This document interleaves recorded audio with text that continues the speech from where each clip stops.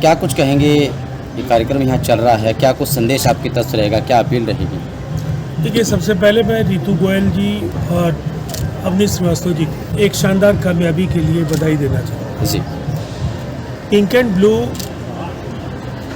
एक 3.5 साल की यात्रा है।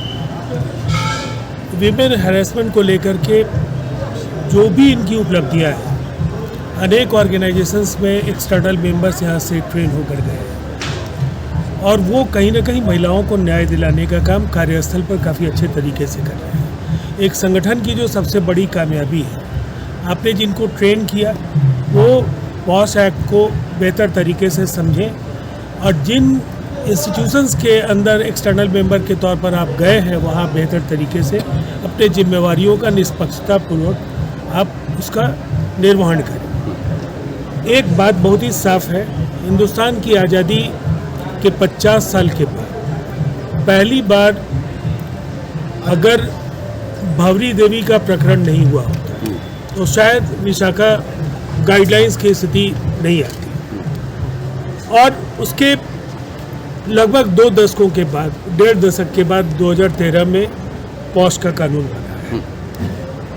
इन्फोर्समेंट एजेंसीज के साथ, डिस्ट्रिक्ट एडमिनिस्ट्रेशन के साथ और एम्प्लॉयर्स के साथ एक बेहतर कोऑर्डिनेशन के जरिए जो हमारा लक्ष्य है उसको हम हासिल कर सकते हैं। मैं पिंक एंड ब्लू के इस पूरे प्रयास को सफल इसलिए मानता हूँ कि आज चाहे वो एडमिनिस्ट्रेशन के लोग हों, कंपनी सेक्रेटरीज हो, एडवोकेट्स हो, सोशल एक्टिविस्ट हो, आज सब इस प्लेटफॉर्म पर एक साथ दिखे हैं और इसीलिए हम लोगों को ये उम्मीद करनी चाहिए। ये लक्ष्य बड़ा है लेकिन इसे हासिल करने का काम पिंक एंड ब्लू जरूर करें। किस तरीके से देखती हैं ये कार्यक्रम हुआ, क्या कुछ संदेश रहेगा आपकी तरफ से?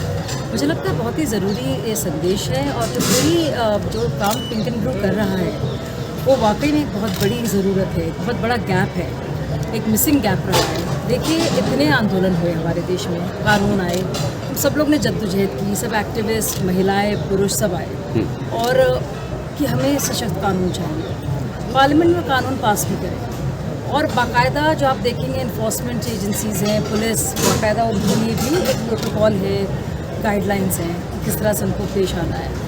लेकिन कहाँ है वो लोग जो ट्रेन कर सकें इस मामले में? तो वो एक बहुत बड़ा गैप है स्टेक होल्डर्स के बीच में। और उस वैक्यूम को फिल करने के लिए ये जो NGO काम कर रहा है पिंक एंड ब्लू, क्योंकि मुझे लगता है कि वो आवाज़ें जो दबी हुई रहती हैं, कभी घर के अंदर दहलीज के इस तरफ और कभी ऑफिस के अंदर भी, तो चाहे वो बंद दीवारें हों घर की और चाहे वो ऑफिस हो वहाँ पे भी, और चाहे महिला हो, बॉस या पुरुष हो, लेकिन वो कहीं ना कहीं उनकी शिकायतें जो है पहुँच नहीं पाती और जो इंसाफ मिलना चाहिए तो वो इंसाफ नहीं पहुँच पाता। तो किस तरह से ट्रेनिंग हो वहाँ पे अंदर भी, इसलिए ज़रूरी है इस तरह के NGOs हों और पिंक एंड ब्लू जैसे इनिशिएटिव्स बहुत हों ताकि लोग समझें जिम्मेदारी कि मैंने बहुत कुछ देखा है कॉर्पोरेट लाइफ में और मैं अलग अलग बड़ी बड़ी मीडिया ऑर्गेनाइजेशंस की भी बात कर रही हूँ। तो मुझे लगता है बहुत सी लड़कियां अपनी बात कह नहीं पाती हैं, घबरा कर जॉब्स भी छोड़ देती हैं, समझ भी नहीं आता उनको कि वो क्या करें।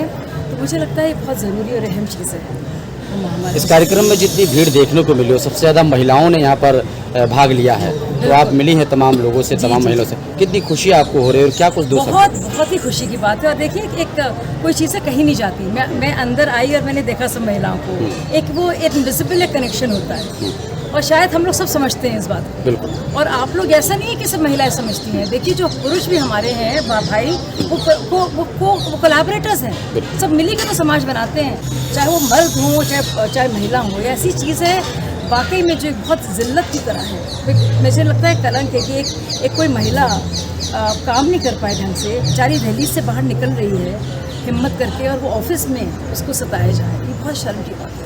हेलो, मेरा नाम है advocate Parul Agrawal and I am a fellow company secretary also. Ma'am, आज जो यहाँ पे कार्यक्रम हो रहा है महिलाओं को सशक्त बनाने के लिए जो बातें कही जा रही हैं, आप यहाँ पे कितने लोग आए हैं और कहाँ से आए हैं और किस तरीके से महिलाओं को सशक्त बनाने की बातें कर रहे हैं? देखिए, महिला सशक्तिकरण की बात हमारे देश में बहुत टाइम से होती है कि महिलाओं को, लेकिन आज जो प्रोग्राम है ये बिल्कुल अलग तरीके का प्रोग्राम है। ये प्रोग्राम है पॉश के बारे में, prevention of sexual harassment at work place. इसका मतलब है कि जो महिलाएं ऑफिस में हैरेसमेंट के डर से काम नहीं करती हैं या डर जाती है या आवाज़ नहीं उठाती हैं, कम से कम वो इस एक्ट के थ्रू एम्पावर्ड हो और ज़्यादा से ज़्यादा ऑफिस में काम करें। क्योंकि हम देखते हैं हमारे ऑफिस में महिलाओं और पुरुष के रेशियो में बहुत अंतर है। तो इस प्रोग्राम के थ्रू हम देखेंगे कि महिलाएं ज़्यादा से ज़्यादा अपने अधिकारों के बारे में जानेंगी और वो ऑफिस में और अपने टैलेंट को और ज़्यादा बाहर लेके आएंगी। छोटे ऑफिस में भी कहीं महिलाओं के ऊपर जो शोषण या कुछ भी चीज़ें होती हैं जो गलत तरीके से मर्दों के द्वारा कही जाती हैं, लेकिन वो उस चीज़ को छुपाने में लगी रहती हैं, बाहर निकल के नहीं आता। तो ऐसी महिलाओं को कैसे कहेंगे, कैसे सशक्त बनेंगे ताकि वो कम से कम अपनी पीड़ा जो लोगों के सामने बयां तो कर सकें। ये एक बहुत इंपॉर्टेंट विषय है और इसी विषय को लेके आज ही हमने पूरा कॉन्क्लेव ऑर्गेनाइज किया है हमारे पिंक एंड ब्लू टीम ने, जिसमें अवनीश सर और ऋतु मैम ने, उन्होंने पूरा ये कॉन्क्लेव का पर्पज़ ही यही है कि जो महिलाएं बात को कहने से डरती हैं या ऑफिस में कुछ हुई हरकतों को लेके ज़्यादा एम्पावर्ड नहीं होती और नहीं बोलती हैं, वो खुल के आएँ आगे, वो जाने कि उनके कानून अधिकार है ये। तो इस तरीके से जब वो अपने कानूनी अधिकारों का सही प्रयोग करेंगी और जानेंगी तो ज़्यादा से ज़्यादा वो एम्पावर्ड फील करेंगी। मेरा नाम अवनीश श्रीवास्तव है। ये पिंक एंड ब्लू एक NGO है जिसका मैं जनरल सेक्रेटरी हूँ। और एक लॉ है prevention of sexual harassment act, जो कि हर कंपनी पे, हर ऑर्गेनाइजेशन पे, चाहे ऑर्गेनाइज्ड हो या अनऑर्गेनाइज्ड हो, वहाँ ये एप्लीकेबल है, मास लेवल पे एप्लीकेबल है। पूरे हिंदुस्तान में एक यही लॉ है जो कि सब पे एप्लीकेबल है। ये देता है वुमेन महिलाओं को सुरक्षा देता है और वर्क प्लेस पे काम करने के लिए उनको अगर किसी तरह की तकलीफ होती है या किसी तरह का सेक्सुअल हरासमेंट होता है तो वो कंप्लेन कर सकते हैं। उसके लिए एक IC कमेटी बनती है। तो किस किस तरीके के मुद्दे होते हैं? महिलाओं के तमाम मुद्दे हैं, तो क्या किन किन मुद्दों पर वो करता है ये संस्था? इसमें एक ही मुद्दा सबसे इम्पोर्टेंट है, सेक्सुअल हरासमेंट का, जिसके लिए विशाखा गाइडलाइन बनी थी। उसके अकॉर्डिंग ये लॉ बना उसके बाद, और फिर से कहा गया कि पूरे हिंदुस्तान में इम्प्लीमेंट हो। लेकिन जब बात आई इम्प्लीमेंटेशन की, तो इम्प्लीमेंटेशन का प्रॉपर इम्प्लीमेंटेशन है नहीं। इसके लिए इम्प्लीमेंटेशन के लिए मेल डोमिनेटेड सोसाइटीज़ हैं जो कि इम्प्लीमेंट करने नहीं देती हैं, और अभी भी करीब 90% इसकी इम्प्लीमेंटेशन नहीं है। जबकि कानून ये है कि अगर लॉ आप इम्प्लीमेंट नहीं करते हैं 50,000 रुपये की फाइन है, और रिपीटेटिव ऑफेंस पे आपका लाइसेंस कैंसिलेशन भी हो सकता है। कितने सालों से ये संस्था काम कर रही है?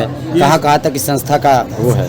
ये संस्था 4 साल से काम कर रही है और इसके जो मेंबर्स हैं ज़्यादातर एडवोकेट्स हैं, कंपनी सेक्रेटरीज हैं, HR प्रोफेशनल्स हैं और एंटरप्रेन्योर भी हैं। तो अभी तक आपके सामने कितने केस आए? कोई केस आए भी हैं इस तरीके कि हम लोग केस नहीं करते हैं। हमारा क्या काम है कि हम लोग लोगों को, हमारा पर्पस है learn, serve, empower and earn. तो हम लोगों को एम्पावर करते हैं। यहाँ से हम पोस्ट ट्रेनर क्रिएट करते हैं, और जो पोस्ट ट्रेनर क्रिएट होते हैं वही जाके संस्थाओं में एज ए एक्सटर्नल मेंबर काम करते हैं और एज ए पोस्ट ट्रेनर काम करते हैं, और वो इस लॉ को इम्प्लीमेंटेशन के लिए काम करते हैं। तो हम लोग एक पे काम नहीं करते, एक ट्रेनर बनाया, वो जाके कई सारे लोगों को ट्रेन करते हैं। अभी तक हमने लोगों को करीब 20,000 से ज़्यादा लोगों को डायरेक्टली ट्रेन किया है, 50,000 लोगों को डायरेक्टली और इनडायरेक्टली किया है। अगर आपने अभी तक सनराइज समाचार को सब्सक्राइब नहीं किया है तो सनराइज समाचार को सब्सक्राइब कीजिए और बेल आइकन को भी दबा दीजिए ताकि आप हमारे आने वाली वीडियो का नोटिफिकेशन सबसे पहले पा सकें।